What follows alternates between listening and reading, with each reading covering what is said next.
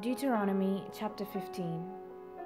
Laws concerning the sabbatical year. Every 7th year you shall grant a remission of debts, and this is the manner of the remission. Every creditor shall remit the claim that is held against a neighbor, not exacting it of a neighbor who is a member of the community, because the Lord's remission has been proclaimed. Of a foreigner you may exact it, but you must remit your claim on whatever any member of your community owes you. There will, however, be no one in need among you, because the Lord is sure to bless you in the land that the Lord your God is giving you as a possession to occupy, if only you will obey the Lord your God by diligently observing this entire commandment that I command you today. When the Lord your God has blessed you, as he promised you, you will lend to many nations, but you will not borrow. You will rule over many nations, but they will not rule over you. If there is among you anyone in need, a member of your community in any of your towns within the land that the Lord your God is giving you, do not be hard-hearted or tight-fisted toward your needy neighbor. You should rather open your hand willingly, lending enough to meet the need, whatever it may be.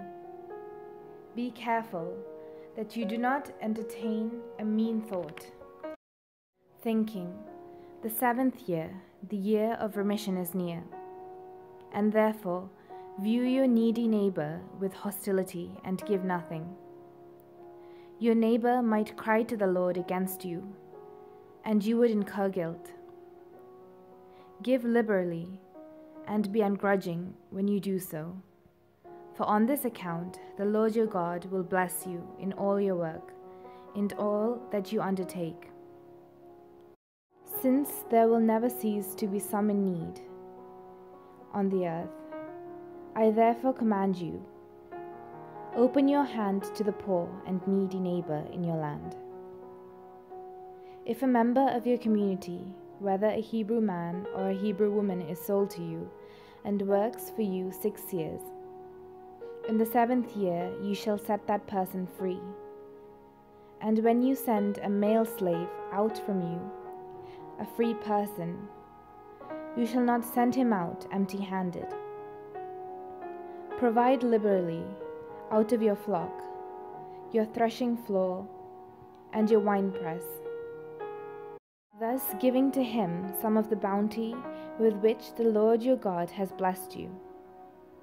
Remember that you were a slave in the land of Egypt, and the Lord your God redeemed you. For this reason I lay this command upon you today. But if he says to you, I will not go out from you, because he loves you and your household, since he is well off with you, then you shall take an awl and thrust it through his earlobe into the door, and he shall be your slave forever. You shall do the same with regard to your female slave.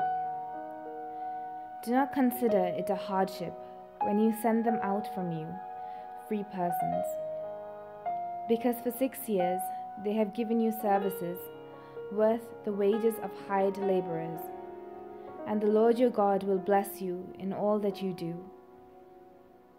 Every firstling male born of your herd and flock you shall consecrate to the Lord your God. You shall not do work with your firstling ox, nor shear the firstling of your flock. You shall eat it, you together with your household, in the presence of the Lord your God, year by year at the place that the Lord will choose. But if it has any defect, any serious defect, such as lameness or blindness, you shall not sacrifice it to the Lord your God. Within your towns you may eat it, the unclean and the clean alike, as you would a gazelle or deer. Its blood, however, you must not eat. You shall pour it out on the ground like water.